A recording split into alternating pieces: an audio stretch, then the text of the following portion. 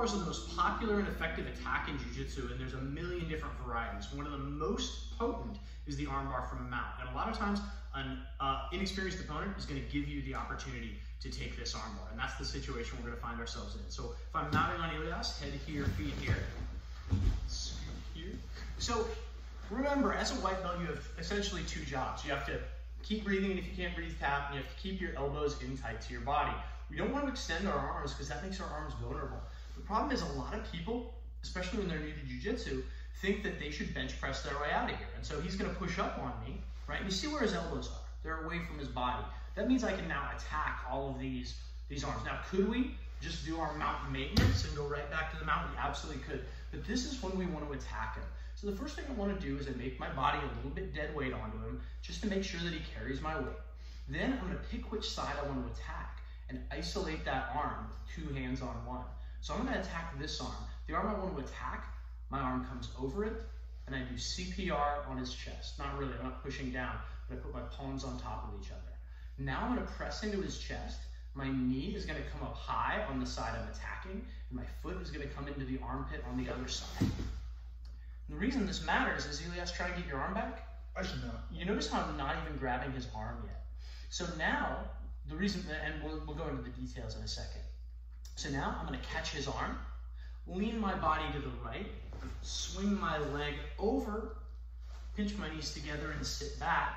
And when I finish, I'm just going to pinch my knees together, pinch my heels tight to my butt, give him a bro handshake, and gently try to put my back on the mat. You notice how I don't have to go far back for Ilias to tap. There are many varieties of arm bars, including some that we want to stay on top to try to finish. But for this one, this is going to be our fundamental mount arm bar. So Ilias pushes up on me. I put a little weight on him. I'm not pushing back into him, just making my weight dead so he carries it. If I want to attack this arm, my arm comes over it, and my other arm meets it on the middle of his chest. When I'm ready, I'm going to put my weight in his chest, and that's what makes me make my transition. That's what helps me. I put my weight on him so the rest of my body can move. My knee wants to get parallel with the top of his ear, and my foot wants to kick him in the armpit. If I don't make it, see how Ilias can pull his right arm down?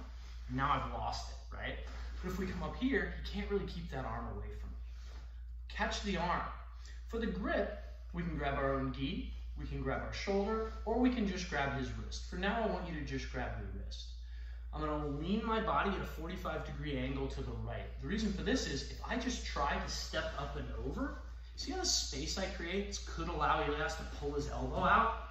So instead, what I want to do is I want to lean my weight on him. So my right shoulder, my back shoulder, is going to lean to his far hip. And now if he tries to pull his elbow, not only can't he pull his elbow, but you feel all that weight on you? I feel quite a bit of weight.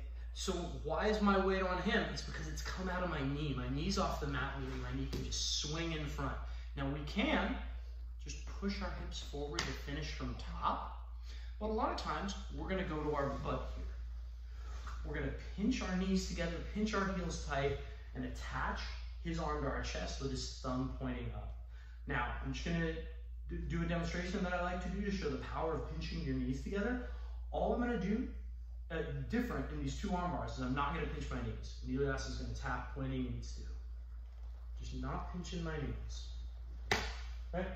So see how my back's almost on the mat. Now, if my back hits the mat, it's not the end of the world. I can still lift my hips, and we're still going to get the finish. The only thing that's going to be different now is I'm going to try to touch the two inside parts of my knees together, and just gently, a centimeter at a time, sit back.